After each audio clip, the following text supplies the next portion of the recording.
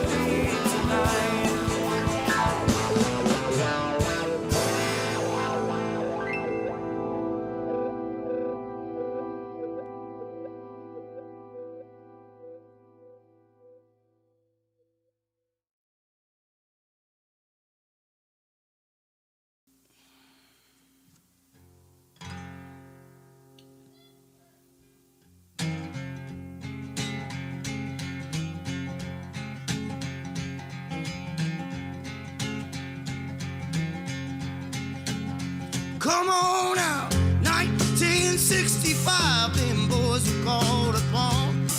Some fist fighting cowboys in them jungles of Vietnam.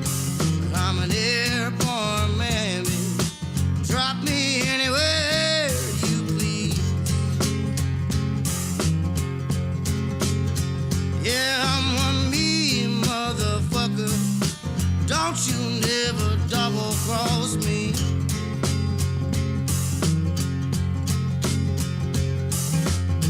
19 years old, doing the bidding for Uncle Sam.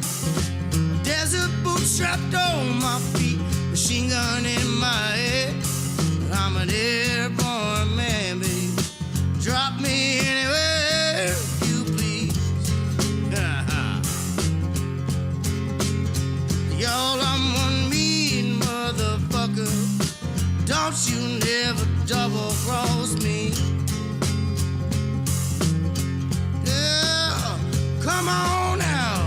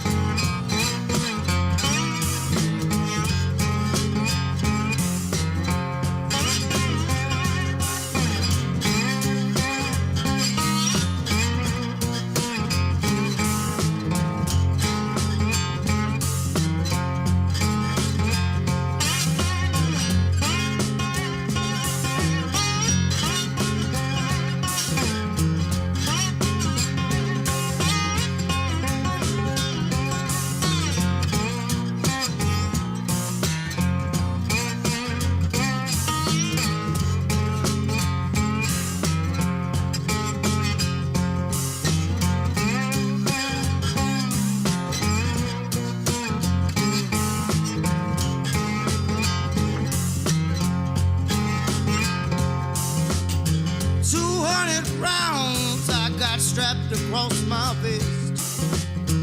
800 more and I'm gonna pluck one in your chest. I'm an airborne man, baby. Drop me anywhere you please. Y'all, I'm one mean motherfucker. Don't you never double cross me.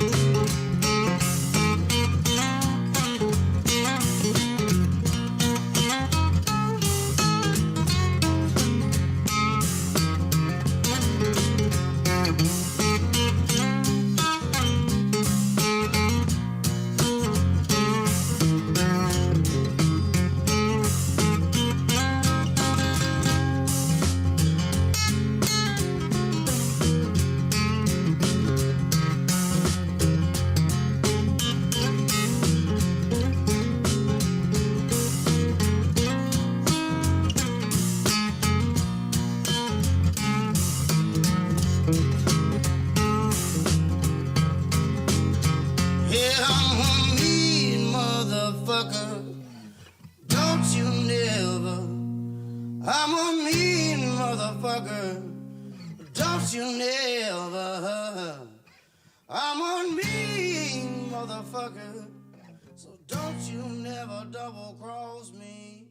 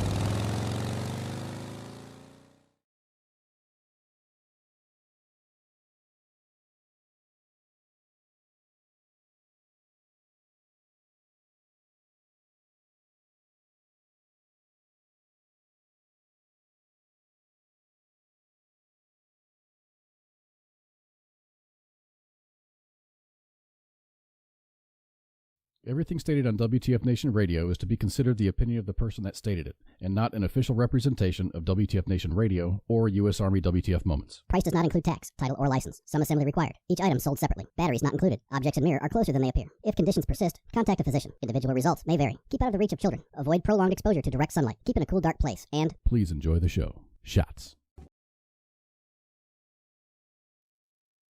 Hey, everybody, we here. I have a special guest co-host because TZ said she's like out saving the world and stuff, and she said no, I can't make it tonight. So I have the one illustrious Spanky joining us. Hey y'all, that's me. I know. What day is this? I'm confused. Right? Yeah, we're doing a wife swap. Ice and I. Oh, I know. Yep. So TZ will be on with him tomorrow, I believe. That's the plan. Yes, if she's done with her mission. Yes. But you get to hang out in the smoke pit. You've never been in the smoke pit before, have you? In this smoke pit, in our smoke pit. I have not. I quit smoking years ago, and look at me. I picked it up just for y'all tonight. Just for one night. For one night only. Maybe you'll come back. Who knows? Maybe you'll just have so much fun. It depends on how you treat me. I'll treat you pretty good. And you know what? I think we'll probably have it a little earlier tonight because I've had a long day. And you've had a pretty long day, and I think we should just, I'm not saying not have a show, but we'll not do a 3-hour session tonight. Oh, yeah, I mean, not on my first time. No, you'll get carbon monoxide poisoning. I mean, yeah, like, you know, I've already got a little bit of that nicotine rush or whatever it is you get like the first time you smoke a cigarette. Mm-hmm. I'm already feeling a little woozy. But I mean, I can do this. I can do this. I hope so. With these kids. We got to keep up. We got to keep up with them kids. Oh, yeah, they're all vaping anyway. Oh yeah. Well, it smells like strawberry clouds in here. I love it. Yeah, the smoke pit smells a lot better than the last time I've been around a smoke pit. It does. And yeah, you don't leave. You can like hang your jacket in the office and not smell it for 2 hours. Oh my God. And so, you know, I got the weed job, and everyone there vapes but me. And I'm not sure what's in their little penny pens. I mean, are you not sure, really? Or are they just not sharing with what they have in there? You know, I'm not entirely sure. Or is that why they hired you? That actually, it kind of is. It kind of is. And my buddy that works there, every time he like walks by, and because he had his rounds with mental health and everything, and the meds the VA gave him just were not helping him at all. They weren't. They were making it worse. Completely understand. Yep. And so he started self-medicating before it was legal here. And it really, I mean, because he lived with me at that time, actually. He just moved out here and he was living with me, and because he was my roommate in Iraq. We go way back. And he had some real issues, and you know, he was drinking a lot and he was having a lot of problems, and then he kind of started smoking and he got way better. Every aspect of his life got better from it. And so I know here it's technically only medical yet. And you have to get a card. Yep. I think she knows better than everybody. Yeah. Yeah. Mm-hmm. Yep. She's great about that. But, it's pretty broad. What they just want to make money. So your buddy that works there. No, but yeah. So your buddy that works there, I mean, he just works there, or is this his company? He's like one of the supervisors at this part of it. The company's big. This is a big company. Oh, okay, gotcha. But yeah, he kind of runs the facility here, and he just walks around. He's like, and they're like, "Hey, did you do X?" Oh man, I forgot. Fucking stoners. Like the whole place is just. I can kind of imagine there's a little bit of micromanaging needed in a place full of stoners. Well, it's like it's like from the top down, right? So like we had the and I think I might tell the story, but I'll tell it again. So we had the HR meeting, and it was like a Zoom meeting because, like I said, they're all over the country. Right. your first day indoctrination meeting, whatever. And they start out, let's do introductions. Where are you from? What's your name? And what's your favorite strain? And how do you enjoy your medicine or whatever? And I'm like, I don't, and I didn't know what to say. Right. So I was like, I pulled the old, like, well, I love your weed. I'll smoke your weed all day. If you're buying it, I'll smoke it. Kind of, you know what I mean? Kind of playing it off. And they're like, oh, and they all laugh. And like, they left me alone about it after that. But yeah, I don't. And I have no problems with people who do. I've never have. Like I said, it's whatever. I'm real, laissez-faire on it. You do you on it. I just don't. If I want to go to sleep, if I go smoke weed, I'll go to sleep. But do you have, this is a hotbed question and it's not here. If you get your weed card, you have to give up your gun rights. Not here. And I don't know anywhere that they actually make you do that, but I don't know if it pings you somewhere. I do know that if you, even with your card, you cannot work for the VA if you pop hot on the test. Well, yeah, because it's still illegal federally. Yep, that's in, still a like, most federal job. places. Like, it's like still if you have CDLs, you can't. Yep. Like, I mean, that's just. And I have you have to pass a drug test. Yep. Like, and I have my you CDL, can't and join Army. I have, Yeah. yep. Yeah. But I wonder how that, because it's technically a prescription, right? Right. So I wonder, like, and I don't even know how MEPS is anymore. What was it, fucking 30 years ago when I went through MEPS? Like, if you like ever smoked weed, ever, like thought about it, they're like, no, you know what I mean? That was in 98 when I went through, 97 when I went through. So, I mean, I know that the attitudes have changed. I think actually someone was saying, is it the Navy maybe? I don't know. I don't want to be misquoted, but one of them is like, doesn't even ask about it anymore, about marijuana anyway. But I don't know. I mean, a lot of places it's just like if you are an unlawful user or addicted to any controlled substance, it's like that's under the Federal Gun Control Act. So yes, it just depends on how they want to interpret that law. Yep. So like do with that what you will. Mm-hmm. Like state laws are under federal laws. Yep. Like learn federalism if you don't want to like don't get a medical card. Right.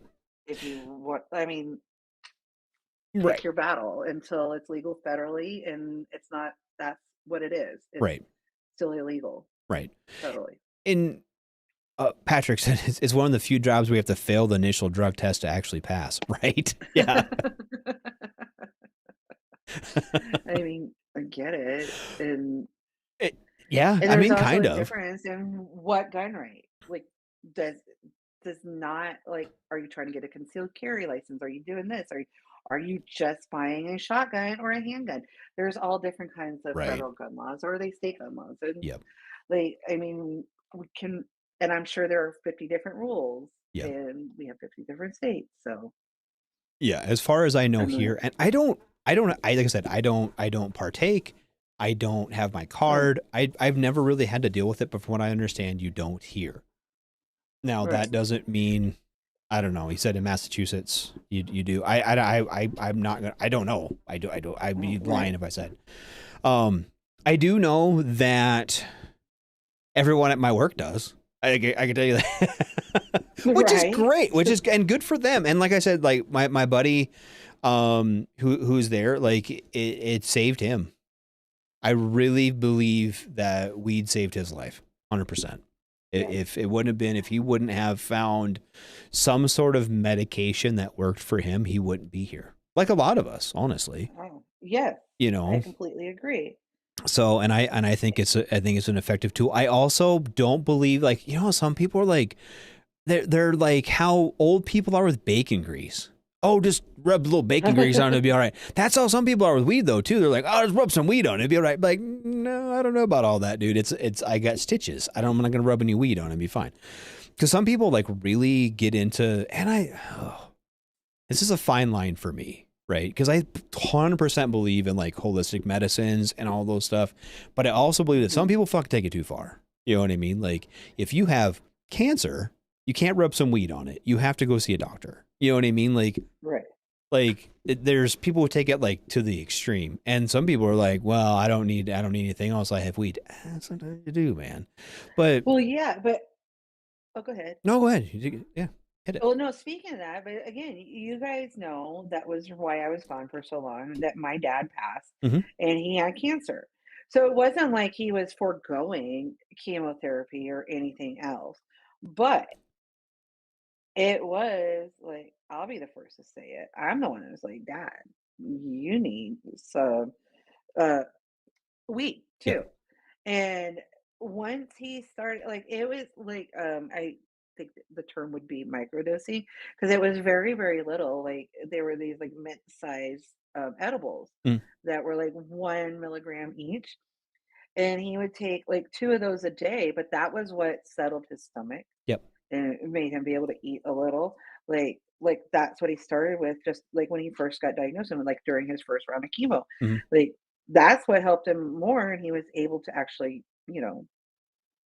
function while he Right. was on chemo. Well, and I know, like, So I know, it didn't take the place of all the cancer drugs that were helping him along at right. first, but it definitely helped. Well, I know, like, especially with like the chemo stuff, and you don't like that really affects like their eating and stuff like that, their appetite, and you need Yeah, to be able to do that. You need to yeah. eat to heal. You know what I mean? Like, Yes, mhm. exactly. And I do think Yeah, for things like headaches, blood pressure, I know a lot of right, people who marijuana has helped with their blood pressure. You know, and I don't know if it's just right. to calm them down or to whatever, but and migraines, like and Oh yeah, seizures, like there's a lot of stuff that it helps with, and I 100% agree with that. But I remember I was doing something and I was complaining. It was my my in-laws like anniversary, but like their 50th anniversary, like a big to do or whatever. And they one of their friends, and she's like a big deal. She's been on the cover of like High Times and shit, right? She's actually a big deal when it oh, comes to weed. And she was at this party thing, and we're all hanging out. Da, da, da, da, da, da.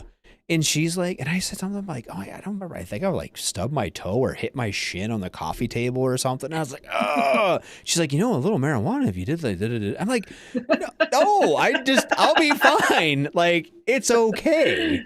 Like, it's like the new coconut oil. Just run some coconut oil on it. You'll yes, be fine. Maybe a little avocado oil if it's too bad. Just like right. move up in the oils, some essential oils. There you go. Oh, No, but I mean, like I said, it does help with a lot of things. I yep, get that. I mean, even at my day job, it's like nobody does testing. There's no random test. right. You don't have to get a test to get a job unless you are one of the workers that has a CDL. Yep, And because there are some positions in my day job that you have to have a CDL for, yes, they are subject to random tests. And if you get in an accident, you are getting tested. yeah, Period. Like if you get in an accident, you are getting tested. Um, and I mean, I completely agree with that. Um, there's actually just very recently, um, the guy just got charged. Actually, he was driving a big cement truck. I see them all the time because there's always a million one construction going on down along 35 mhm, here in Texas. I mean, everybody does know I live in Texas. This guy was driving a big cement truck, crossed the yellow line, swerved, mhm. and the school bus that he almost hit didn't hit the bus. Had to swerve out of the way. The school bus was coming back from a field trip with a bunch of 5-year-olds on it. Oh, The bus flipped because he was avoiding the swerving cement truck. mm-hmm. And unfortunately, so the bus flipped. A guy that was behind the bus rear-ended the bus. One of the kids and the guy that was driving the car behind the bus were killed in this accident. So the driver of the cement truck was high Yep, and came up hot, admitted to getting high that morning as well. And I'm like, okay, so dude, like that's not okay. That's like just as bad as getting a DUI. And like, like, oh, you think it would be okay to like, have like 7 beers or whatever that morning yeah, and go out and drive? I mean, the the owner of the company didn't do a background check. Like, so, oh, you got a license? Okay, fine. Because that's how like bad it's getting. Yep. So like again, there are certain jobs that it's just not okay. And I kind of get like why wouldn't it be okay to like okay, like smoke a little the night before or the day before or whatever. So like I don't think it's necessarily like you can't have it in your system at all. Mm-hmm. But how do you test? Like you can't like okay uh for alcohol you can just blow. Yep. I do think they need to figure out a way to like distinguish between that. Like Yep. how long is not long enough? Like I don't think it's okay. I smoked pot 20 days ago. That shouldn't be like a complete disqualifier. You know what I mean? Well, and I I think they that, need to figure that out. and I think that is part of the reluctance of like, especially some states and places to go full legal, right? Because you can't. It's not like alcohol where you just blow into a machine and it says, "Oh, you are drunk right now. Your blood alcohol content is this." So it's really hard. But I mean, and I don't know. They've got like the field sobriety test where you touch your nose, whatever, and stand on one leg and dance a jig. But that okay, like half that stuff I can't do sober. Like I can't dance around on. I mean, you know what I mean. So how is that kind of a? And so until they can figure out a way, an inexpensive, easy to have way of doing that, I feel like it's gonna be a real tough sell for people. Right. If you roll down your window, come home, come out, guess what? You're fucked. Yeah, kinda. Here in New York, you can't have guns without giving into outrageous restriction, but weed for everyone. I hate being stationed here. This is bullshit. Yeah. And I know, and I agree. Like that's there, and part of me, and it's different. And I'm not saying you can't have weed. Like let everybody have weed, but again, that's not a constitutionally protected thing. No, and guns kind of are. You know, so, not kind of. But. And I go back and forth on that because I'm really pro gun. I'm very pro gun, but I'm also pro education on guns.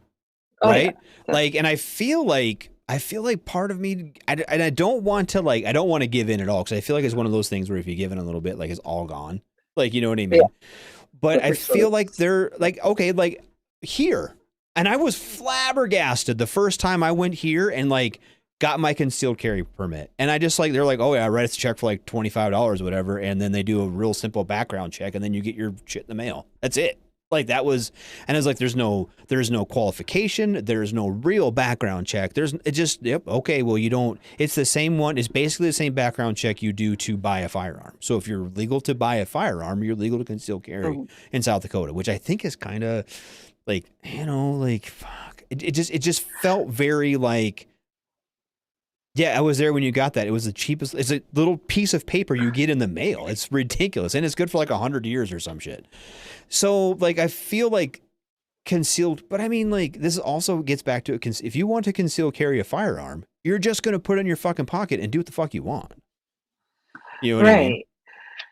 So I go back and forth on it, but I really feel like there should be, I feel like, and this God is, I know there are states where there's like trap shooting in school, right? There's trap shooting clubs and like rifle clubs and all that. Like, so they get like some sort of education. But I mean, I can't imagine like my son's on the archery team.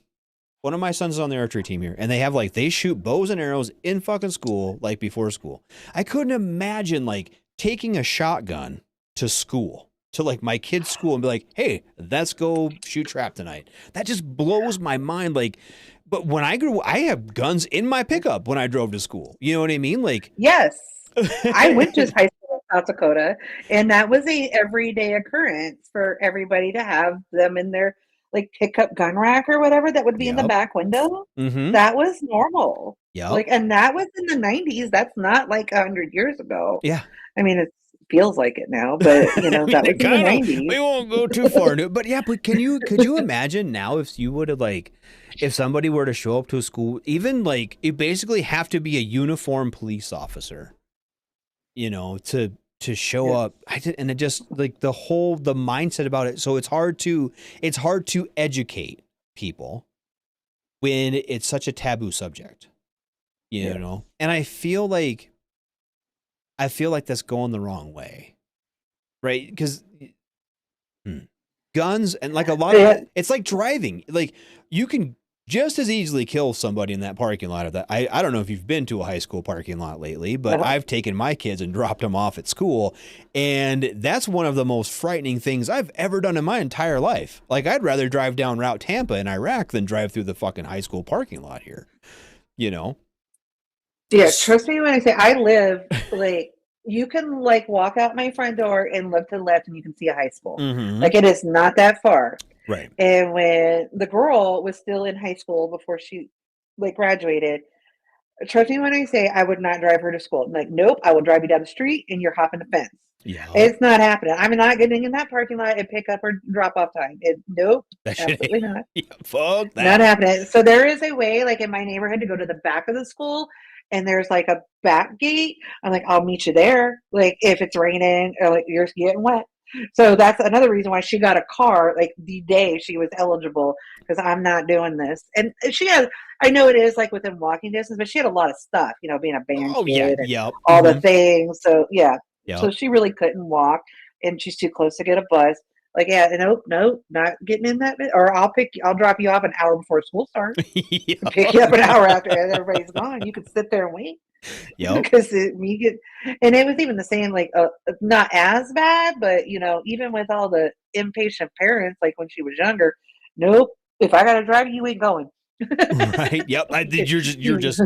Oh, guess you're sick today. Like, yeah. But I do feel so bad for like kids nowadays, because I mean they can't have that discussion. It just can't have it. It just can't be a thing because people freak. And all it takes is one person to freak out, and then the whole thing shut down.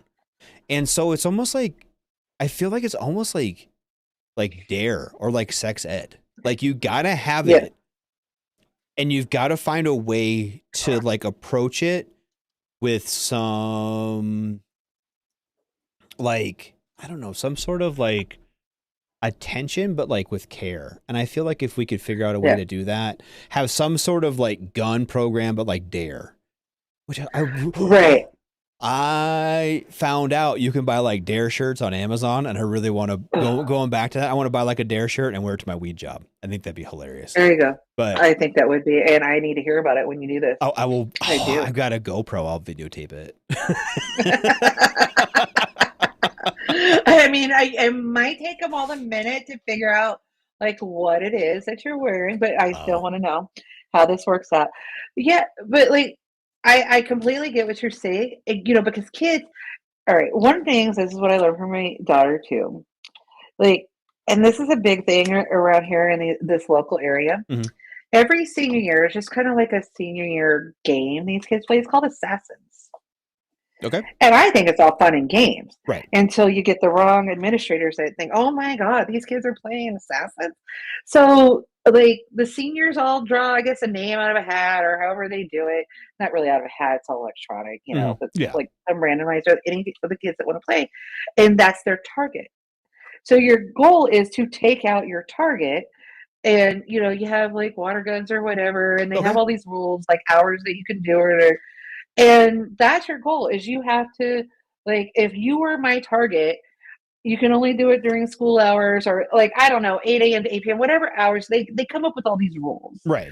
And like, you can't do it like in class. It has to be like in the hallways or in like the fields, or it could be at their house, or, you know, you have to take out your target. And like the last senior standing wins. All right. So I think it's freaking great. I remember my kids doing it. I let Scarlett, or my daughter, borrow my car so she could like sneak up on her target, not in her own car. I was gonna say, do they know? Do they know who like their assassin is? Or no, they don't know who their assassin is. That's like part of the game. Okay. So you don't know who's coming for you. So, but if they would have like, I guess, like if they just saw the girl coming up near them, like that would have been suspicious. Like, why is this car pulling up to my house? Right. So and they would have known that was her in that car, because, you know, it's decorated, like, you know, the kids, they decorate their cars. Oh, yeah. So, so she's blown up in like my mom mobile, no clue who that car belongs to. Right. No high school parking sticker on it, nothing like that. And able to take out her target with the water gun. So now that senior's out of the game. So Okay. so that's what they played. So again, like now the wrong administrator got like, oh, you might hear some language that like they're talking about, taking out their targets and using guns. If this game is played on campus, blah, blah, blah, blah, blah. Yeah, so they're kind of taking the fun out of it. But Right. again, if we are talking about these things with our kids, we're not going to freak out if we hear a kid talking about playing a game called Assassin. Right. So stop making this entire subject completely taboo Yep. And to where our kids can't even talk about it. yep. And That's you've made my it, and they've feeling. went so far the other way that they can't. Yeah. God, it just. Yeah. But how do you fix it But I think- though? I mean, I don't know. because it just takes the one parent or the one administrator or the one person to just fuck it up. But you can't be like. Well, I know. It used to be like, don't be such a fucking pussy about it. We're just playing this game. But you can't do that anymore. You can't just be like, you're a fucking pussy. Shut up. Because then you're aggressive and it's a microaggression or macroaggression or whatever. Right. Well, I know. Wow. Dick said his kid got escorted and suspended for bringing a spent piece of brass to school in the 7th grade. You know what? I remember. And I remember I had like my Boy Scout pocket knife in my backpack in like it was middle school, 7th, 8th grade. And they just like took it and then gave it to my dad. And they're like, hey, tell him not to bring his pocket knife to school anymore. I'm like, oh, sorry about it. You know what I mean? We had like a Boy Scout camp out or some shit like that weekend. And I used my backpack because I was poor and only had one backpack. And so, yeah, whatever. Yeah, the girl in her senior year of high school, which was no longer I got called because she has on her keychain, she has mace and a taser. Yep.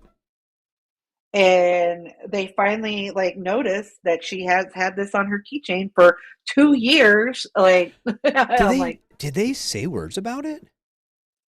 Huh? They took it, they confiscated it, and they called me and said that I can pick it up. They won't give it back to her, and she can't bring it back because they asked her, like, why do you have this? I'm like, she's like, protection. Yeah, because I'm clean. And exactly. I'm a 17-year-old girl that drives, and I get home at 11 o'clock at night when I get off work. Have you not seen this town? Of course I have. I should have more than that. Oh my God. And they just are like, no, you can't protect yourself. Yes. And so when I went to pick it up, they had this like case of things like, mace and tasers, all the keychain sized ones that they've confiscated from kids. I'm like, I had to call Scarlett. I'm like, which one's yours? Because I don't know. They all look the same to me. She's like, oh, that one, Yep. And they're like, no, you can't touch it even. I'm like, I'm going to take it home. Yeah. All right. So I just told Scarlett, I'm like, leave those in your car when you're at school.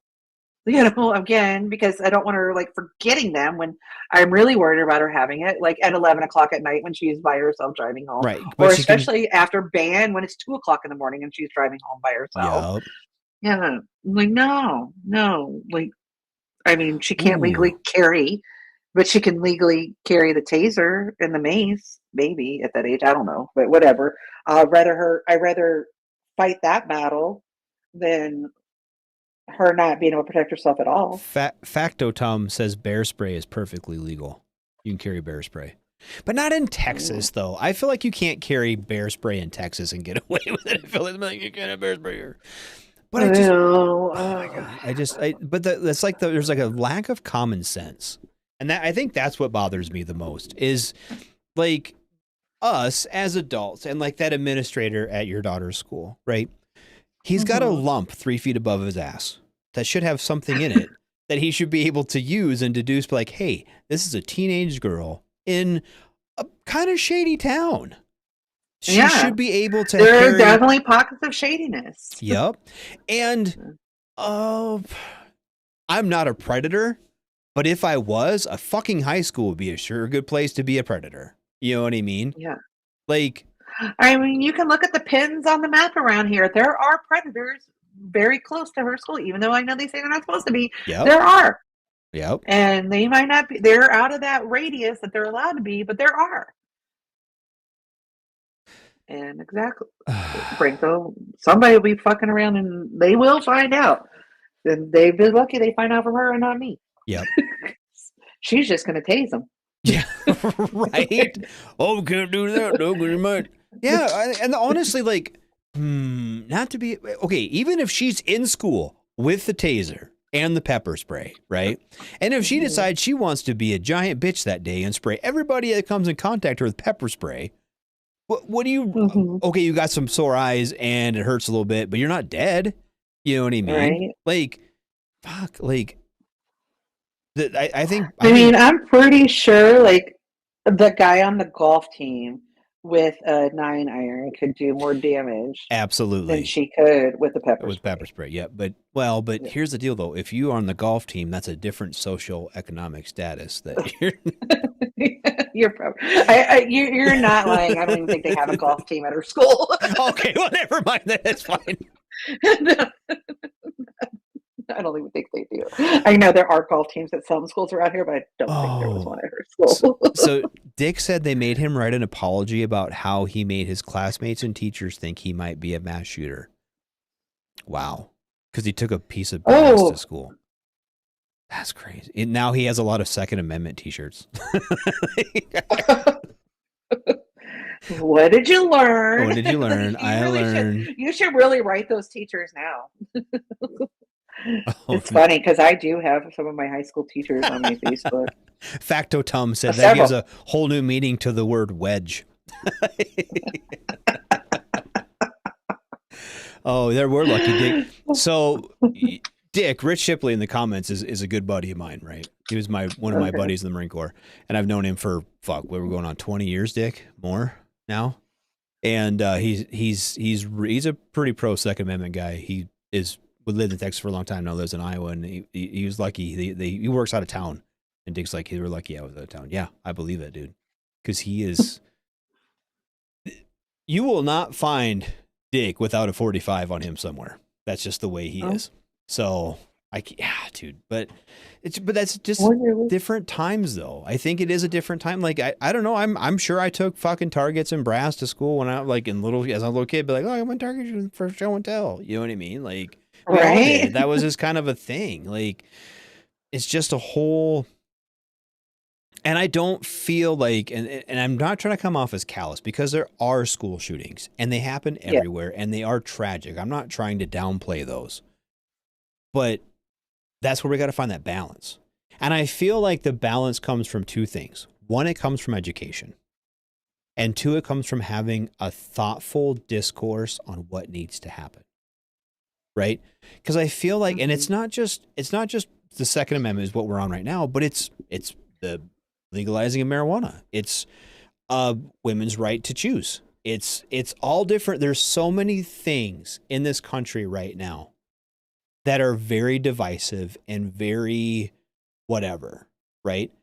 But both sides are so entrenched that there's no way to get them to meet in the middle, right? Like, and I just don't like. I feel like in order to solve these issues, you have to be adult enough to understand that other people have feelings and there's meaning behind their feelings. And oftentimes, if you can make that attempt to speak to somebody as a human being and not think that they have, something wrong mentally with them because they can't, that maybe we can start having discussions and actually get to solving some of these issues, because all they become is divisive. That's all they've become. And it becomes not even a talking point, but a shouting point. And, I feel really, cause I don't give a shit, right? About a lot of things. And I sit in the back and I look at these people screaming at each other because they just feel like the other person is so like, it's so divisive and there's so much emotion and anger that's brought into things. And I'm just like, I really think that what we, and I say we as in our nation, like, and not just our nation,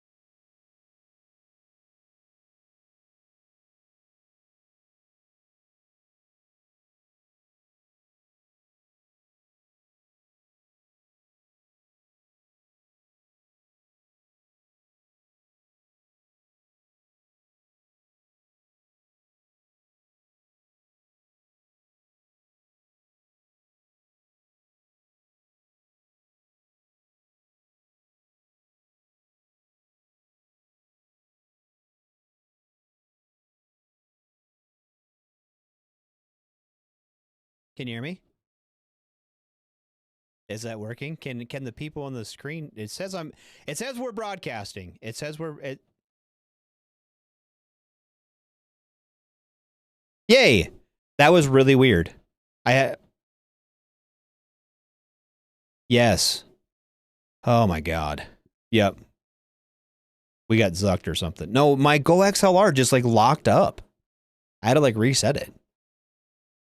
That was so weird. It turned a different color and it wouldn't work. Like I was pushing the buttons and nothing happened. That was fucking I was crazy. like, did I push a button? I don't have a button to push. I mean, I have a space button. No, Like we're gonna go to space. There we go. Command space. Yep. Yeah. It was the Patterson. aliens. It was the aliens. Yep. Jinxies. There we go. Oh, but now I hope is the sound levels good? Because I had to like reset everything. It looks like it's fine. It looks like we're fine. Look at us doing stuff on the fly. Wow, that was crazy. So, that thing has never done that. It just like it turned blue and then it just didn't work. So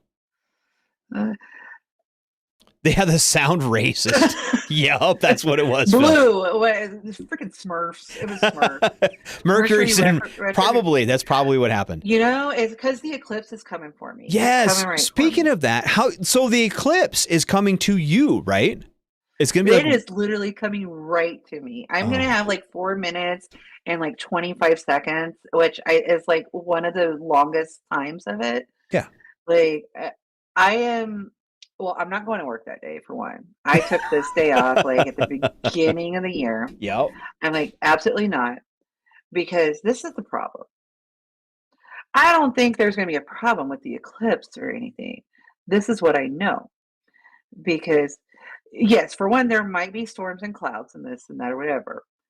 It might not see nothing except for, it'll get dark for 4 minutes. Mm-hmm. But I'm not worried about that. That'll suck that I don't get to see like the magnificence of an eclipse again, because I have seen one when I was younger. Right. But what this town and all these other little towns that are in this path in Central Texas are not prepared for is the huge influx of people that are coming here.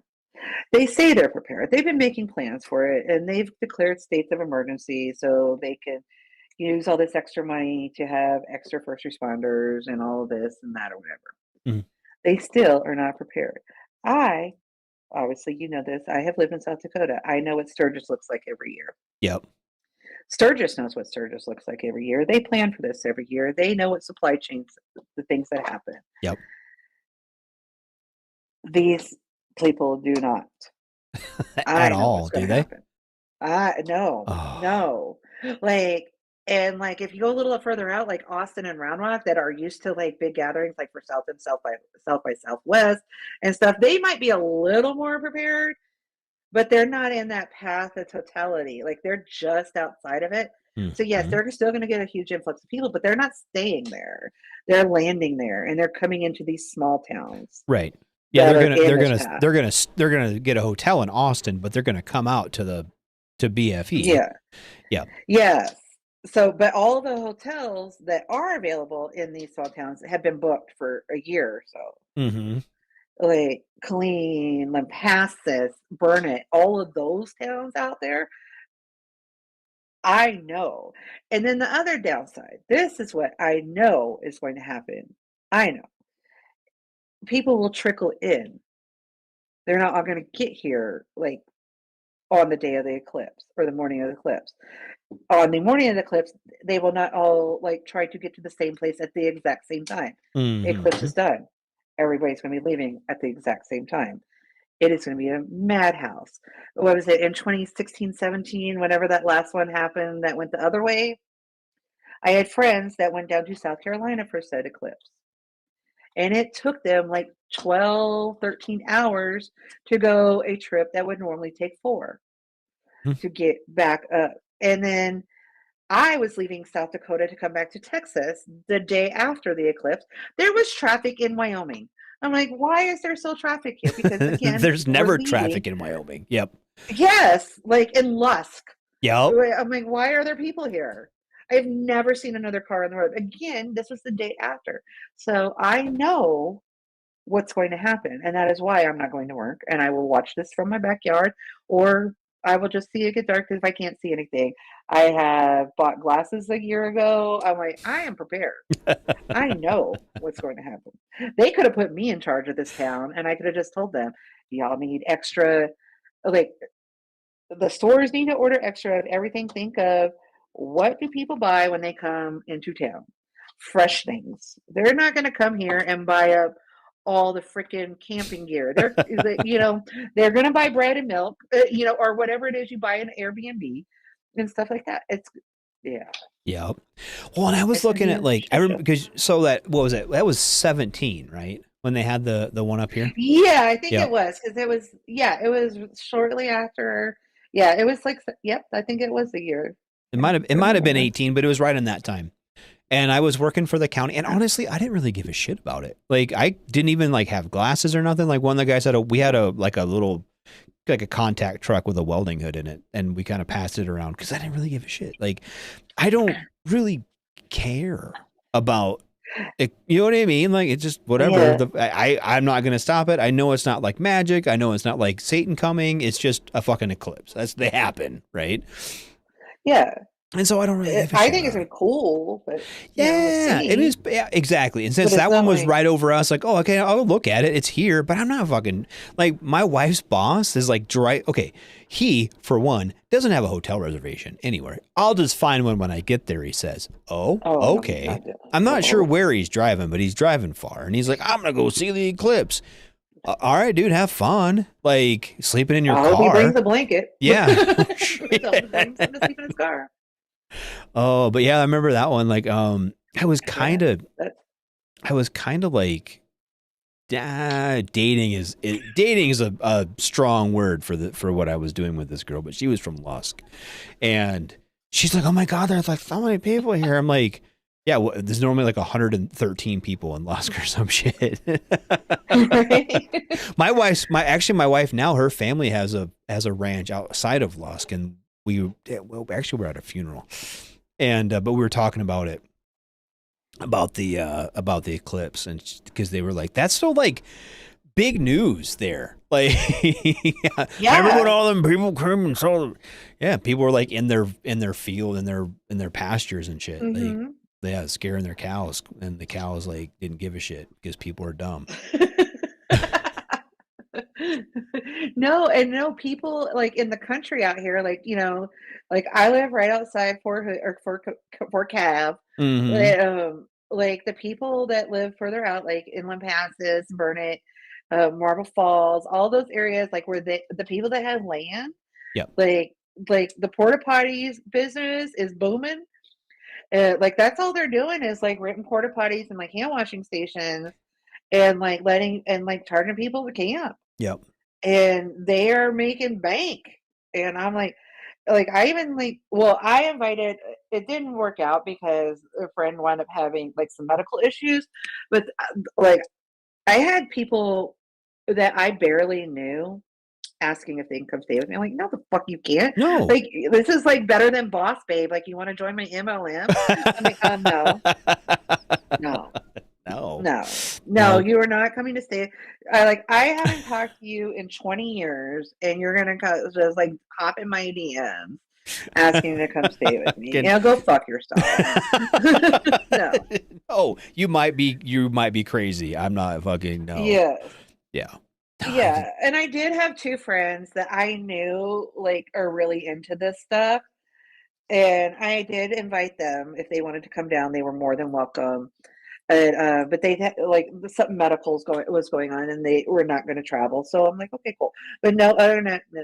And like any of my close friends or hell, Radar, you want to come down and see the eclipse? You can come see it. No, I might give you my wife's boss. No, I'm just kidding. He's fucking ridiculous. Cause like, and then I said words about like, I don't know. And like Patrick said, seeing full totality is amazing. You get to see it get total dark. Yeah, it is cool. Like I've seen it. I thought it was cool. I think it is neat, but I'm not and like I'm excited to see it. But it's kind of like travel. No, I'm not gonna get into it. You know what I mean? Like, and I just, there are things in my life that I think are that cool. Yeah, like Dick said, I see it get dark every night. Yeah. But it's just kind of one of those things. Once as a kid. Yep. And it's just kind of like one of those things. Like, it's just, I have a hard time getting that excited over something I don't really care about. Like, it's a neat phenomenon. It's like the Northern Lights, kind of, I guess. Like, I like the Northern Lights. I think they're cool. And if they're here, I'll watch them. Like, I'll go outside of town where it's dark. I don't like try to sit in my yard like where it's like all kinds of lights, but I can't see the Northern Lights. Yeah, no shit, asshole. It's dark out. Or there's light in here, you know, but I can't like get that involved in it. I just never have. And I don't know. Maybe I should. Oh, no. And I am pretty excited to see it again, because it's here. And that's why I'm really excited about it. But I would not be the one to like go drive and travel to do it. No, like I would travel 1,000 to go miles. see the Northern Lights, like in Iceland. That's like on my bucket list. You know, I would love to see it. I would love to see it in like Alaska or something, because you know you can see them here sometimes. Yeah. Well, I've never had. And Really? I'm a little sad about that. Yeah. They've been really active the last couple of years too. I think there's a lot more solar activity lately, but yeah. So I'm a little mad about that. I just road tick. Hey Ross. So yeah, I'm like super excited about that. I am not super excited about the traffic. I know it's going to be a mess. I also live really near the college here's observatory. So I think that's going to cause even more traffic around my little bubble. I'm like, everybody just come see it and then get out. Get the fuck out. Bye. See ya. Yes. Be like, come see it and then go away. Tiberius said his GIS person is going to Ohio just to see the eclipse. Oh, I wonder, like, there is like this big X, like from the one from 2017, 16, 17, whatever it was that we were just talking about. And this one, like, oh God, it's in the Midwest somewhere, like, you know, like where the X is, like where both of them were. Maybe that's where, like, you know, we should go. Yes. Something's happening. That's where the aliens are coming. That is exactly where the aliens are coming. Which is cool. X marks the spot. I'll get some stuff from my work and we'll get stoned and watch the aliens come. Take me, please. I am done with this rock. Yep. They're gonna get here and be like, no, y'all we're looking for intelligent conversation. From your work, maybe they don't know what that is, and if we come bearing gifts, they're like, oh yeah, these two are cool. Yeah, we'll take them and their tasty treats. Their tasty treats. Dick said y'all can have this planet. Yup. I'll bring Diet Coke. They'll love it. Bring Diet Coke and weed. They'll be fun. I just couldn't imagine. It'll be a party. Yes, that'd be so fun. Actually, I kind of want to do that now. Aliens, Diet Coke, and weed. And just get stoned and watch the eclipse. Like, okay, so this kind of cool. I didn't know it's gonna be like this. Whatever. I'll just sleep. That's all I do. I smoke weed and sleep. I don't do anything fun. I see other people. That's what Diet Coke's for. I see other people like smoke weed and like do stuff. Like I just like no, man. I just want to go to bed. This is like ridiculous. I don't do stuff. That's why I said. That's why I got to bring the Diet Coke. Oh shit. See what I was talking about? You're like, what did we talk about? Like, I don't know. We'll just fucking start talking about shit. See what happens. We'll roll the dice and see where it takes us. I'm like y'all, your listeners in your smoke pit listeners in. If you tell me that the subject's getting to weed somehow. Yes. I can't do this I'm not allowed to do this on Thursdays. I'm not allowed to talk about weed on Thursdays. It's Sardis time. We have a little bit of active duty standards. Yes. And I you know what? I feel bad. So I was talking to private specialist radar now. He's getting out. Well, cause like what's the new admin system? What's that thing called? The new which system? The new admin, like the IPSA or whatever. The IPS. Yeah. Yeah. And so that bullshit. He fucking had to do a bunch of like PMI stuff, and it's not like showing up in IPSA. He's like, I've done it like 3 times, and it won't fucking show up in IPSA, and everyone's having these problems. And then so he got flagged for re-enlistment. He's like, fuck it, I'm out. He's like, I'm sick of trying to fight to stay in the Army. And I got to thinking about it, like how much they're complaining about retention and how much they're complaining about, all the numbers and shit. I'm like, you have a fucking kid, right? You have a specialist who's promotable, has a first class PFT, right? Or what ACFT or whatever. The one's not AC. What the fuck is it called now anyway? Whatever, ACT. ACFT. Yeah. ACFT. No, it's not ACFT. It's something like, I don't fucking know. It's not APFT. It's fucking whatever. The throw a fucking medicine ball test or whatever. He shoots expert on the rifle range, right? And he's a good fucking kid. And he wants to stay in the Army and he wants to fucking make a career out of it. And they're like, no, we're just fucking done with your bullshit. Like, he's like, I just don't, they gave him two options for reenlistment. It was like Fort Polk and fucking, and Fort Drum. He's like, I don't want to go to either one of those. Like, send me somewhere not shitty. And they're like, no, we can't do that. Just get the fuck out. Bye, kid. What would his job be, though? He's an 88 Mike. Oh, yeah. So, I mean, I don't know, depending on what unit. And he got attached to, he's with the 51st CTC over in Germany. I probably shouldn't say that. Probably shouldn't get into that much about it, but I'll call him out. I'll call him out because they're like, he's only got to take, he's going to have like, he's been in 4 years, right? It is 4 years. Mm-hmm. He's going to have 96 days of terminal leave. Like there's absolutely, and he's put in for it. He's put in for it. And they're like, no, you're mission essential. Like fucking dude, like they're like, you got use or lose days. He's like, well, I'm going to take it all as terminal. Fuck you guys. Like, and then you wonder why fucking dude get out. Like, can you imagine that? Like that basically not going to be able to take leave the whole time he's been in. The only time is literally a failure on his command. Yeah, there's no way a specialist should have that much leave. The only reason he got to come home was his mom died. That was the only reason he got to come home. His mom died. It just fucking blows my mind. Like, there's no reason a specialist should ever have more than, especially in Europe. Like, and he's like, I tried to take leave, and they're like, no, I can't. Like, they didn't even get a fucking 96 for Easter. Because there might be a mission. No, there might not be a mission. Give your guys a 96. Fuck, dude. No, that's a failure of leadership. It absolutely is. And I was reading some comments, and I love this idea. If a soldier, and this is something I plan to talk about talking about on Sergeant's Time tomorrow. I want this, like, and I literally I'm going to write in conversations and tell them like they need to like make this happen. If a soldier uses leave, it needs to come out of that unit's training budget. I'm not going to say the commander needs to pay for it personally because that's unrealistic, but it should come out of that unit's training budget. Yep. And that is going to affect their leaders, OERs and NCOERs. If they lost, it needs to be bullets.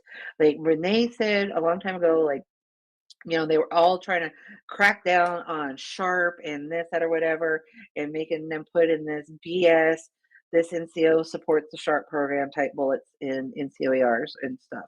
All right. That's a bullshit bullet. Nobody fucking cares. It's just put in there.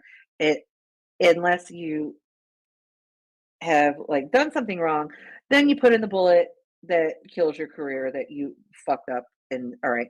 So now I think that if you have a soldier in your command that has lost leave, that needs to be mandatory that it goes on your NCOR and OER. Yep, absolutely. And then it will start getting taken seriously. Right. If you have a specialist that has 90 fucking days of leave, that is a problem. Mm-hmm. There should be no reason that a soldier with 4 years in the Army has 90 days of leave built up. Yeah. Soldiers get 30 days a year. That is not a privilege. That is an entitlement. Right. Soldiers are entitled to take leave. Right. And I'm not even saying that sometimes the command shouldn't be able to say, no, you are mission essential. Yeah. We're going to NTC. Sorry, all hands on deck. Fucking suck it up. Like, I understand that. Like, I completely understand there being blackout periods of leave, whatever term you want to use. You know what I mean? But when it comes to fucking things like holiday block leave, let them fucking take leave. Yeah. Well, we need to have and they were like, I think they wanted to have like 75% retention last year for holiday block leave. Why? You know what I mean? I've been Oh, in there might be a units, mission. I was in units. Okay, I get some of that only because the units that I spent most of my career in before I switched MOSs to when I was actually in a combat support MOS, when I was in service support MOSs, I was in units where we didn't have block leave. Mhm. Like we always had to have like most of our people there. So we never had block leave, which was Right. understandable just because of the type of units I was in. So we had to take our leave throughout the year, and it was kind of a first come, first served basis. And no more than 10% of the year could be on leave at any one time. Mhm. So it kind of sucked around Christmas, but not for me because I was never the one that wanted to take leave on Christmas to get so much time off. Right. I also never wanted to go to South Dakota during Christmas because fuck that, it's cold. It's fuck There's cold and snow. gross. I'm Yeah. like, I'll come home in Don't the blame you. summer. Yeah. Yeah, I'll take leave like over spring break, summer, when it's warm. And most people always wanted to go home at Christmas. Yep. So it did suck for them because only 10% of the unit could be gone at a time. Mhm. So yeah, different units, different mission. I get that. But if you can take block leave, most of your units should be gone. Yep. Like there is no reason why a specialist should have 90 days of terminal leave. No. Not at all. No. Not No. That's a failure on their leaders. Right. And again, that is what needs to happen. And that's the only way. So like leaders, like the commander knows exactly how many leave days every soldier in this unit has. Right. He gets a report every single month. It is not a secret. And make it come out of their training budget. Like, nope. They lost this leave that is worth money. That is cash. Yep. That is not just these days are going away. That is cash. Mhm. An entitlement. Right. And somebody needs to start being really held accountable for it, that culture to change. Yeah. Well, and then they were trying to tell him that his fucking, I think it was his first sergeant. I don't want to get too fucking, somebody was trying to tell him he couldn't take all of his leave as terminal leave and was going to have to sell a big chunk of it back. And I was like, Don't let them do that. I'm like, I don't think they can make you. I don't know the rules per se anymore, but I don't think they can make you sell it back and like keep you on. But like, they're like, because he called me on Sunday. And like we were getting ready to go to church and kind of getting ready, but he calls me and he's like, Dad, I got some questions for you. I was like, sure. He's like, well, I think I'm going to get out. I'm like, okay. And then he started kind of going through and he's like, there's all these like education programs that like, there's like some, I don't even know all of the fucking shit he was spouting off. Cause I was like in the middle of doing 3 other things. And he's like, there's this like, what do you call it? It's like a apprenticeship program that he wanted to get on, but he didn't have time left because he like put in his packets to his unit and they fucking it just died. Like at the somewhere between his platoon sergeant and sergeant major, these packets were they're just dying. They're just dying. Yes. And I'm just like, he's like, I want to do this, but I can't. I want to do this, but I can't. I want to do this, but I can't. What can I do? And I'm like, fucking put in your paperwork for terminal leave then. Bye. See ya. Fuck out. And I bet his first time saying that because for that many days, they probably have some policy that the commander there can't approve it. Don't put that shit right directly in fucking IPSA. I would, but that's me. But again, that's what. Well, then the only reason and then they came back and said, well, you have to have your digital DD 214 or something, or like they must give a pre-duty 214 now or something or whatever. He has to finish his TAPS class or it's not TAPS. Maybe it is TAPS. Yeah. Whatever. It used to be TAPS, but now it's something different. And he's like already scheduled to do that and da-da-da-da-da. And I'm like, yeah. And then you need to start out processing because that puts him out at like, in like the middle of June. I'm like, here it is, beginning of April.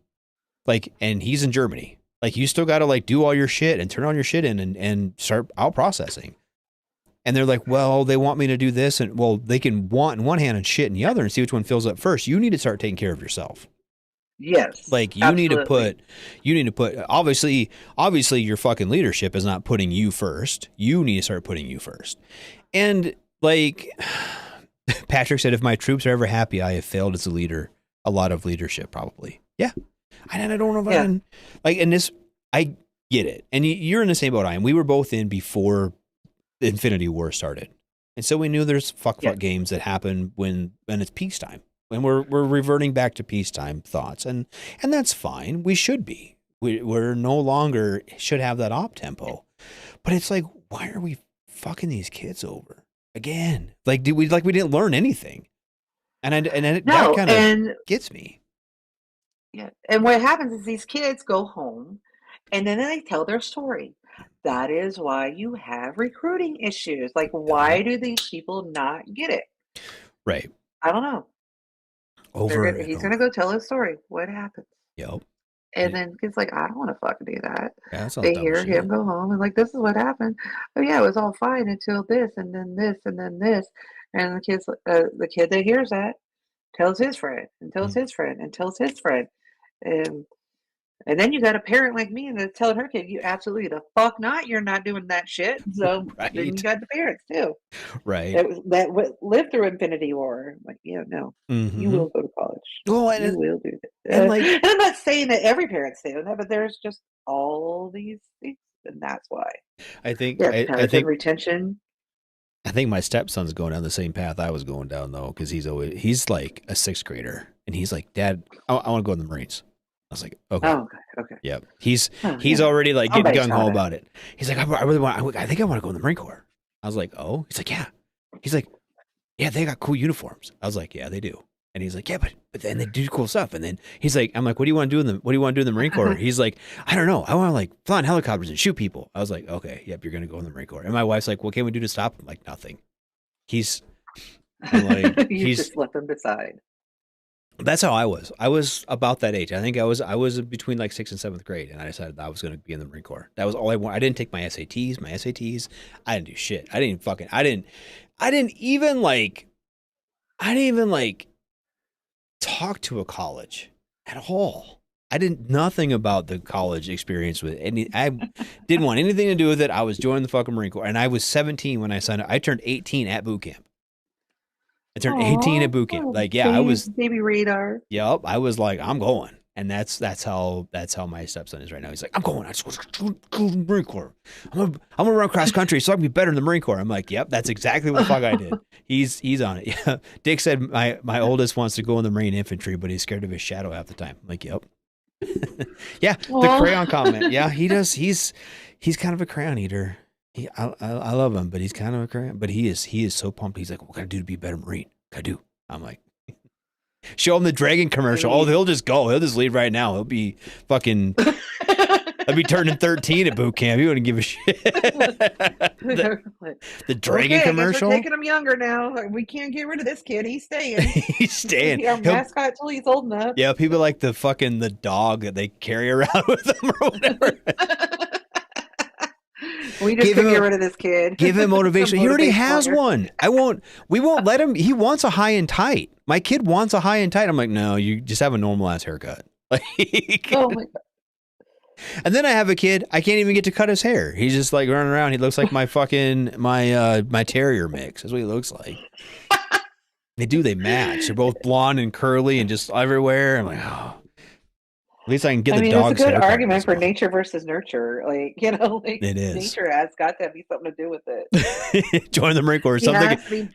It's got to be some nature thing in there somewhere. He's got to some you had to have a drop of like Marine Corps blood that went straight into the kid's head. Right? like something's in his DNA that he's gonna be like. What's the like? We have Sergeant Major's Army. What's like the top Marine dude? Sergeant Major of the Marine Corps. Yeah. Oh, okay. All right. I thought it was gonna be something fancy. Like, I don't know. something way cooler. I don't know. I don't know what it would be, but it's something like just Sergeant. Okay, he's the future Sergeant Major of the Marine Corps, right there. Fucking might be either that, or he's gonna he's gonna get there and realize it's not near as much fun as the dragon slaying commercial. Right. I thought I was gonna get to play with trucks and blow things up daily. I'm really sick of sweeping this flight line again. Yep, that's what you do. What do you mean I gotta clean my room? Does he keep his room clean and like keep his like bunk all made and shine his shoes? Oh, he doesn't shine his shoes. He's actually not bad. He's not bad if you can like. He's the one you have to remind. If you ask him to do something, he will 100% do it. It's the best of his abilities. But he will walk by. So we have the two little dogs, right? And they're When it's snowy out, they hate going out. They hate taking a dump outside. They hate it. Okay. And I have seen him.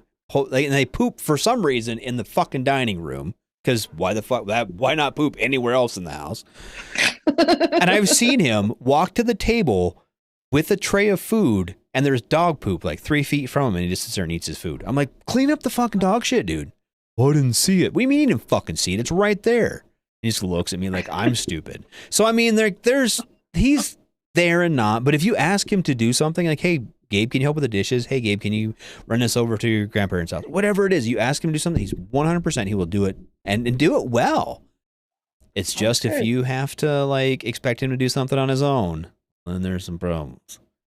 But he does good. I mean, he's still a little young. I guess that, internal motivation will come out. Hopefully. So, like, I guess that's something he'll learn in the Marine Corps. I mean, you don't need to have it at first, right? They're going to tell you what to do at the beginning, right? So, Yeah. I mean, be here, do this. Yeah, the Marine Corps is great about that. You think the Army's easy? The Marine Corps is the easiest. They will tell you exactly what to do and when to be there and da-da-da-da-da-da. Tie your shoes. Yeah, like they this. do. They not like that.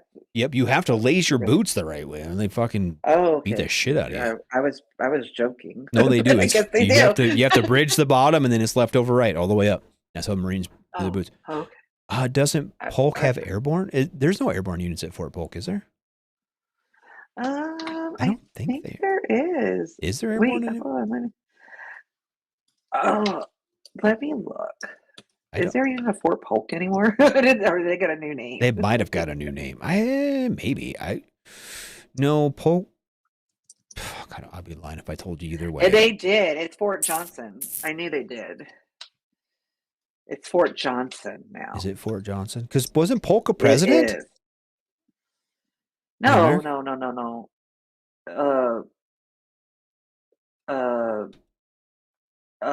Fort. Who was Polk?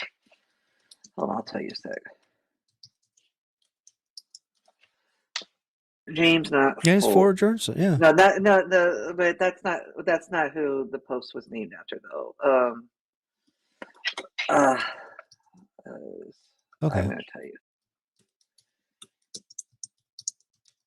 Huh. Fort Polk was named after Leonidas Polk. Oh, not the president. I knew Polk. Yeah, Polk was a president. That was but that James was not who Polk, it was named after. Yeah. Oh, okay. So he was named after a Confederate. Okay. Dude, the Polk that was from the Center of Military History, the Fort Polk Museum type, or now Fort Johnson, but it was Leonidas Polk. That was his name. He was a dude from Louisiana that was a Confederate Army dude. And he died at a battle in Atlanta. Yeah, there you go, in 1864. So that was who Fort Polk was named after. That is now Fort Johnson. So, yeah. But yes, there was a president named Polk, but that was not who Fort Polk was named after. So, yeah. There's I just was trying to look at all the units. First, the 509th Infantry. There we go. And that, like I said, I know they've had it, and I know, obviously there's always airborne troops there from training and this, that, or whatever. So, but it's just because I know I've seen them there, and I just couldn't remember if there was anybody that was permanently there. 10th Mountain, apparently. There's always some unit from there from 10th Mountain. So yeah. Not just there for training. Yeah. Well, it says there's 2 infantry, 2 30th infantry. They're all the 3rd BCT 10th Mountains down there. 3rd of the 89th Cavalry, 317th Engineers. Yeah, all 3rd Battalion or 3rd BCT 10th Mountain down there. Yeah. So yeah, like I said, I couldn't remember because I don't have a Rolodex in my brain of who's all where. Shit, I don't fucking. I know. I've never been there. I've never been to Fort Polk. I haven't. I got out of it. I never went to Fort Polk or Fort Johnson or whatever it is now. I never went. Yeah, I never went to JRTC. You know what? I spent over 20 years in the Army, and I never even went to NTC. I'm not even I trying to went- pronounce your name, but he said 1st the 509th Parachute Infantry Regiment. Camp Swampy. Yeah, I don't know. So apparently they do have a That's Joseph. 3rd I'm just BC. reading it 'cause it's- Oh, it's backwards. Okay, yeah, all right. Yeah. All right, tight. But, Yeah, some Confederate dude. That's right. Yeah, that's what I said. I don't fucking know. Some Confederate dude. Fuck it. I don't know. Don't lose, I guess. But yeah, I've never been there, Joseph. I looked out. Actually, my fucking kid, my son, who's we were talking about earlier, his stepdad was stationed there. He lived there with his stepdad for a while, and I felt really badly that he was in such a shithole. And I was like getting retired, and I'm like, I'm at Fort Polk. And then he left Fort Polk and went to Fort Riley. I was like, oh, that's a fucking upgrade. Good job, buddy. But I would have rather been at Polk than Riley, but that's me. I was at Riley during my dependent time. yeah. So yeah, so I didn't really have to do anything except for, go to the commissary, take care of my baby. Holly said she's got a friend down there and loves it. Well, I mean, Yeah. you know what? I'm going to say this out loud too, though. Any base, there are people that love it. Yeah. I mean, there's people who love Hood. I was one that loved Hood. Yeah. I loved Hood. Mhm. I loved. So there you go, Keeper. Just go past There tense. anymore, obviously. Right. Mm-hmm.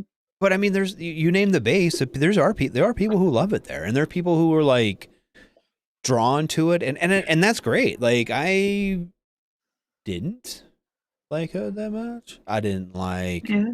But I mean, it's whatever. I didn't really like Bragg either. If I'm honest. I liked Fort Worth. I love being stationed in Fort Worth. That was awesome. The command sucked. The command, there's a joint reserve base, and I got stationed there in the Marine Corps. It was ridiculous. It was fucking dog shit. The command was stupid. But the base was awesome, and living in Fort Worth, Texas was cool. I liked that. I liked Fort Worth a lot. But there was a lake there, and we could rent jet skis, and we had fun. And it was an old Air Force base, so like the facilities there were great compared to most of the Marine Corps places I've ever been. So that was cool. Sure. Yeah. Yeah. The artist formerly known as Polk. Oh. When I was to start like using that. Yeah, like I said, I went there. I was visiting some friends there, and like I like the area, but then again, I am a big fan of the South. Period. It can be hot and humid, Yeah. and I will live if you put me.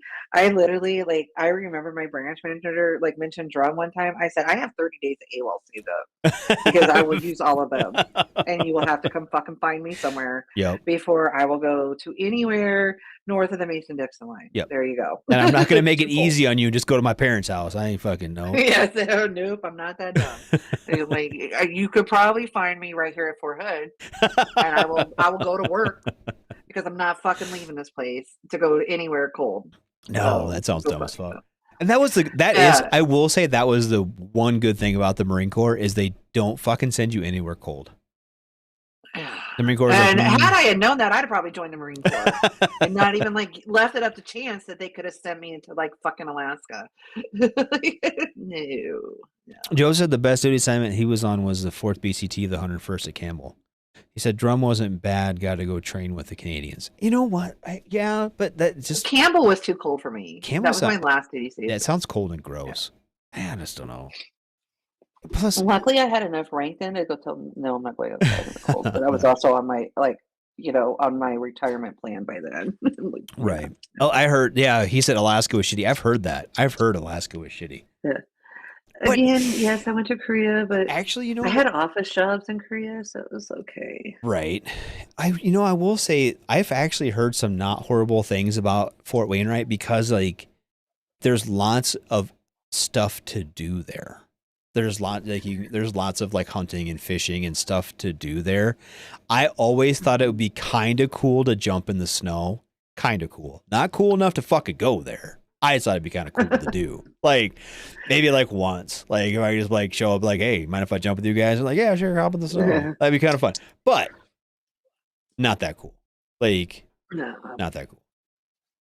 But you always see their videos. That's cool. Yeah. They always have like the best Some you videos of those. stumble. So.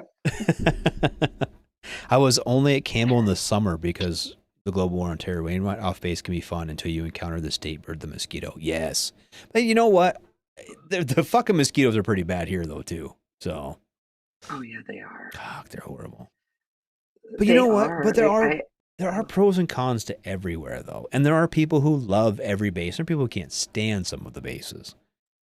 I look back at some of that stuff and I'm like, man, I couldn't take my family there. And that was part of it. Yeah, that's the other thing. You gotta like always like take family into consideration unless you're those first couple duty stations when you're young and single. Then you're just like, okay, wherever, let's go. Like Korea was my first duty station, and I almost died the first winter. Mm. But the thing is, it's like my units, like when I was in Korea, I had office jobs. Right. Like my first duty station was Korea, and I worked in a signaling unit, and I did shift work.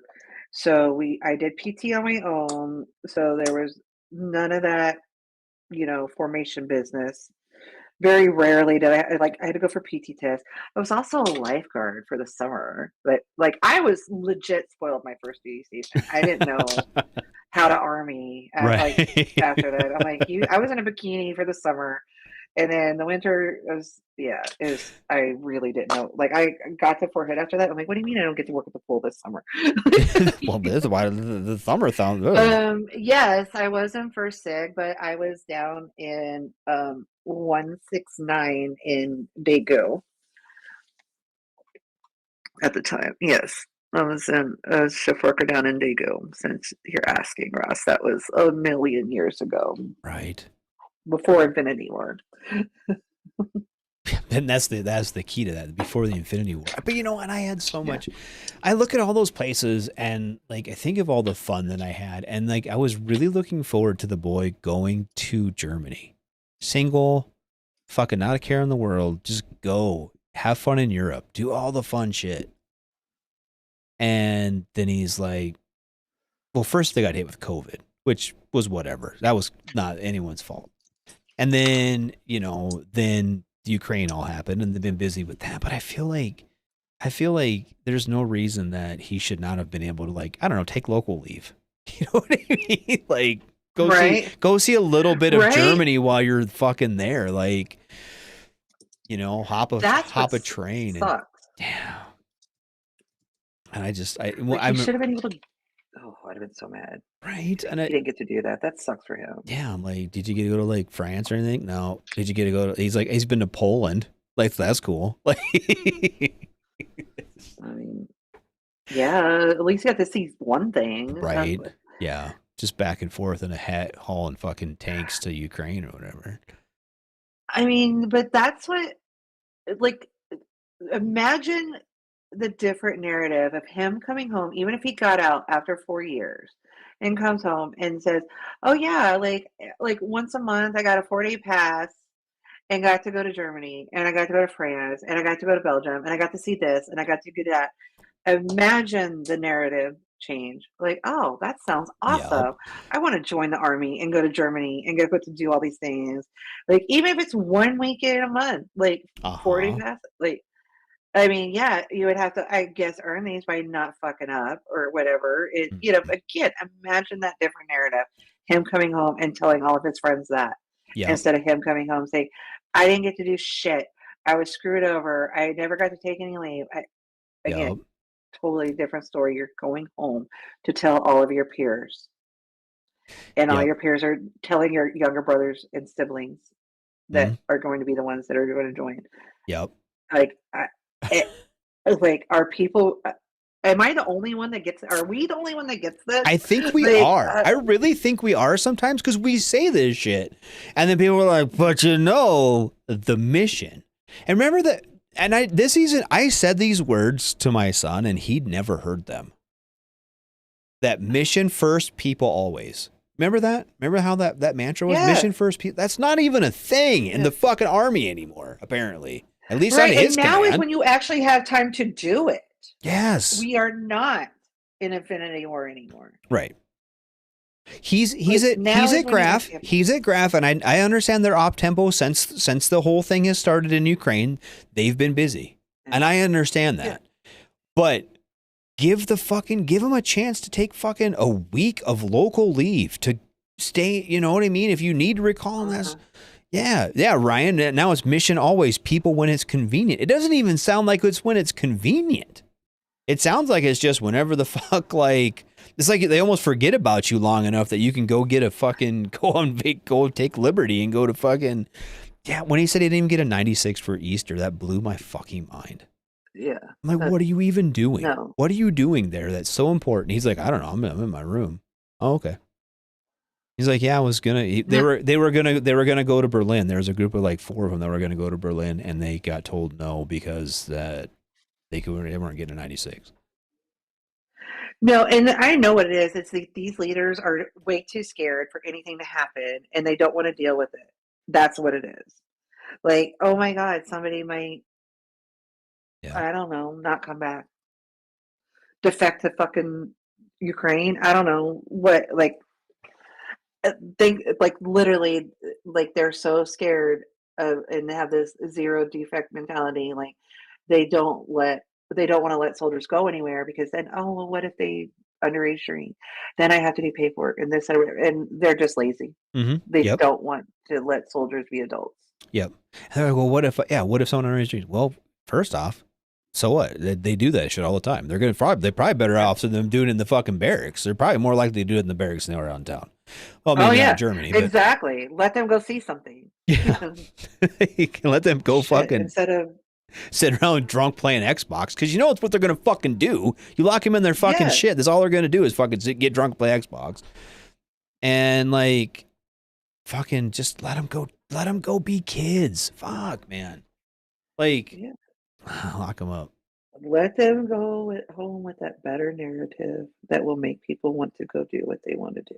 Yep, they're going to be like instead that. of being like, no, fuck that. I'm not doing that shit. Phil said they're going to be like that SEAL who went AWOL and died in Ukraine. I don't think my kid's going to do that. I don't think he's not going to do that. He's not. I love my son, but he's not going to do that. But you know what he would do? I bet he'd go to fucking Berlin and have fun, or he'd go to fucking France and have fun, or he's like, Dad, I wanted to go to England while I was here. I'm right here. I want to go to England. He wants to go see Stonehenge, and he wants to go to fucking, he wanted to go see a fucking Man United soccer game. That's what he wanted to do. Like let him go. Let him fucking take lead. Like, fuck, dude. Like, he's like, I'm never going to get a chance to probably come to Europe again, am I? I'm like, actually, if you want to, go ahead.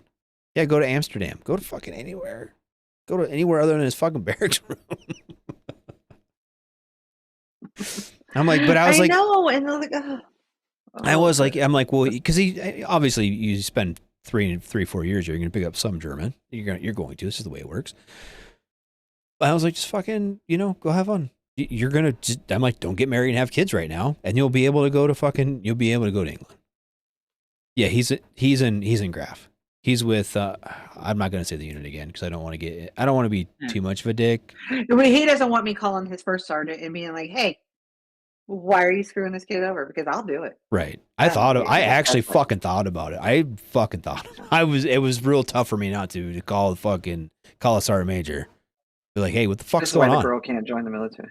Yeah. Yeah. Well, and this is the thing too, and I feel because he was like I was. He was like, I want to go in the army. When college kids, college people were calling him, he's like, I want to go in the army. I want to go in the army. I made him go talk to the other services and be like, you have to talk to all of them. And I told him I want him to, because he wanted to go artillery. And I was like, it's fun, but I don't want you to be 25 with hearing aids, for one. And for two, just get a job, get something that if you want your second tour, if you want to stay in and go artillery or go infantry or go whatever, then that's fine. But get something that you can use when you grow up. Someday you're not going to be able to walk. Someday your back's going to hurt. Get a job where you can fucking do something with your life. So do people still write last graph in the stalls of the bathrooms? I don't know. You're going to have to ask him. I'm not there. Anyway, he was like, that was what he wanted to do. And all of a sudden he fucking hates it and he wants to get the fuck out and just, I don't know. I don't get it. Like why? And like you said, what kind of retention are you gonna have when he goes home and everyone's like, "Hey, Jimmy, how's the Army? You fucking want to go so goddamn bad?" And he's like, "Yeah, fucking bullshit. The Army is some bullshit, and they're just gonna lock you in your fucking barracks and make you fucking not have fun for 4 years. Like that's not gonna, that's not gonna help." Joe says, "Wild for rotational units. Once 55 is complete, then it calms down, let you go all over the place. I used to drag my privates out of their rooms to go see stuff, legit hold them hostage, so I had a battle buddy to go see stuff." Yeah. Yep. But if you fucking are stationed there, you get fucked. And I understand that. I do understand the whole point of him being there, and I understand that he has a mission to accomplish. Everybody in the Army has a mission to accomplish. I 100% understand that. And it's not just to go fuck around in Europe for 4 years or 3.5 years, however long he's there. But you should be able to take fucking leave. You should be exactly. able, Again, like I said, there's no reason a specialist should have 90 days of leave. No. Period. None. So tell him to go to... And there's no reason why anybody should have 90 days of leave, but especially a young soldier with 4 years in the Army. Yep. There's no reason they should have been able to build up that much leave. No. And you, like Joseph, you almost got to drag... I understand some kids you got to drag out of your fucking room. Like, hey, kid, you got get out, fucking see. I did that with some of my privates before. Like, hey, buddy, hey, let's fucking go, dude. Like, let's get the fuck out of here. Let's go see some shit. Like, and then they end up having fun, and then they want to do shit. Like, I remember fucking taking kids mountain biking before, like let's go fucking, hey, let's go. I got an extra bike. Let's go. Oh man, this is fun. Yeah, this is cool, isn't it? And it's PT that you don't got to fucking just run in a circle. You know what I mean? Like, introduce kids to fun shit, and they'll go out and have a good time. I remember being a young soldier, one of the funnest things we used to do, like there used to be these wild rabbits, like these giant jackrabbit type ones here on Hood when I was a young private. Like I used to joke him, please just go play chase the rabbit. None of us are going to be able to catch one of these things. Right. And then one day my team leader, he's like, fuck it, y'all go chase the rabbits. And we were running around this field, like trying to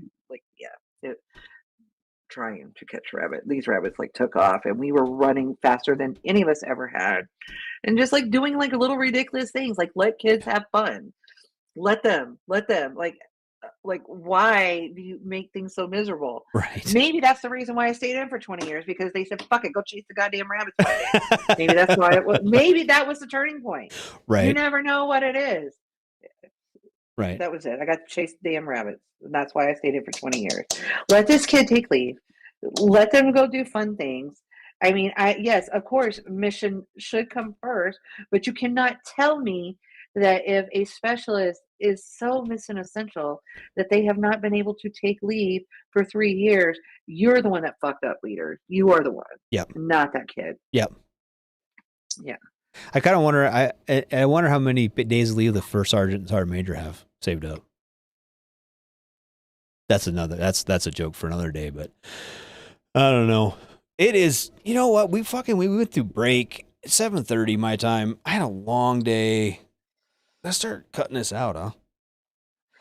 All right. Well, let me see. Y'all got people coming up on the show or something? I don't know. There was in my email. I don't have anybody coming up on my show. It's been. I don't even. Where's my calendar at? Well, I'm kind of looking. I know that Mom's got stuff cooking, but I know she's not done seasoning it all yet. No, it's still in the oven. I'm gonna let her finish cooking all that before I put any of that out. Okay. And let's see, what do I see coming up? I know. Oh gosh, she's got some. Yeah, it does look like that.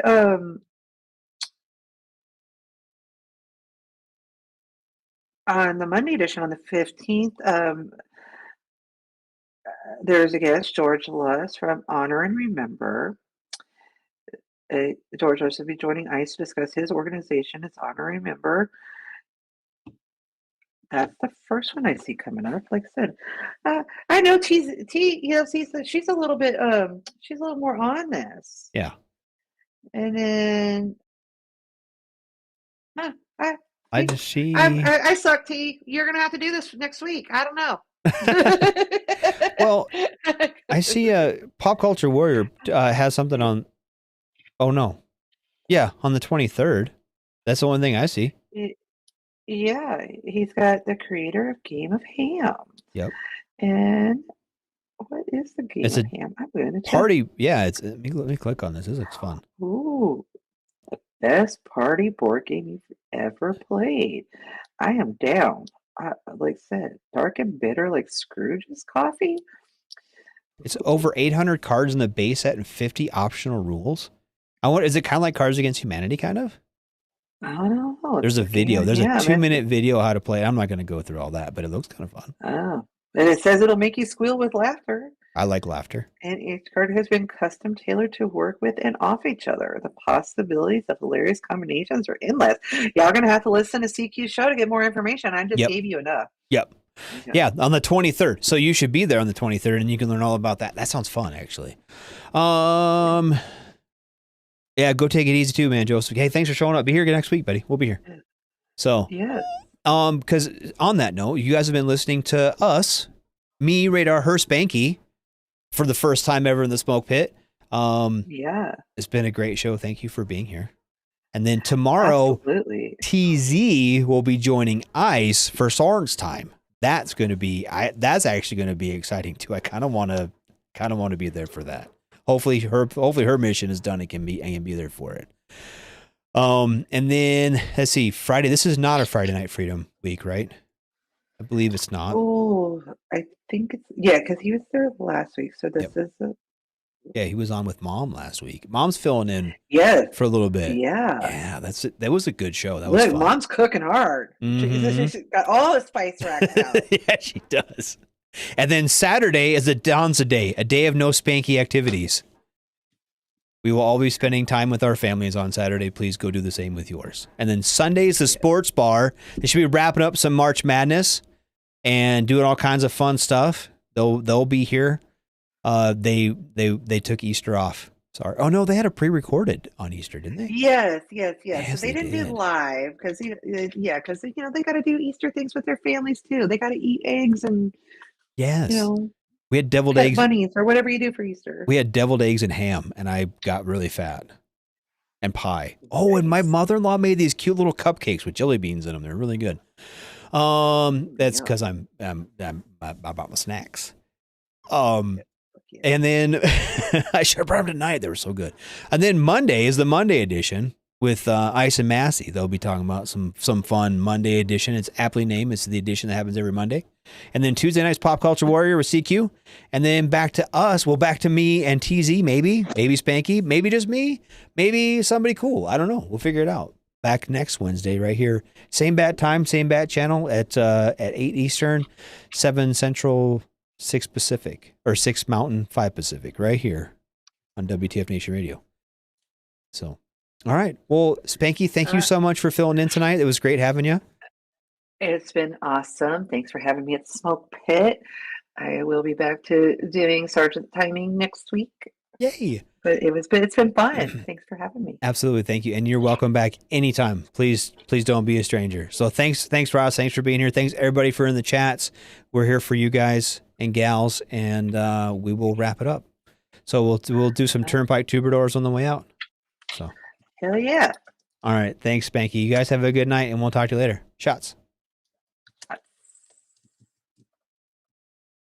Everything stated on WTF Nation Radio is to be considered the opinion of the person that stated it, and not an official representation of WTF Nation Radio or U.S. Army WTF Moments. Price does not include tax, title, or license. Some assembly required. Each item sold separately. Batteries not included. Objects in mirror are closer than they appear. If conditions persist, contact a physician. Individual results may vary. Keep out of the reach of children. Avoid prolonged exposure to direct sunlight. Keep in a cool, dark place. And please enjoy the show. Shots.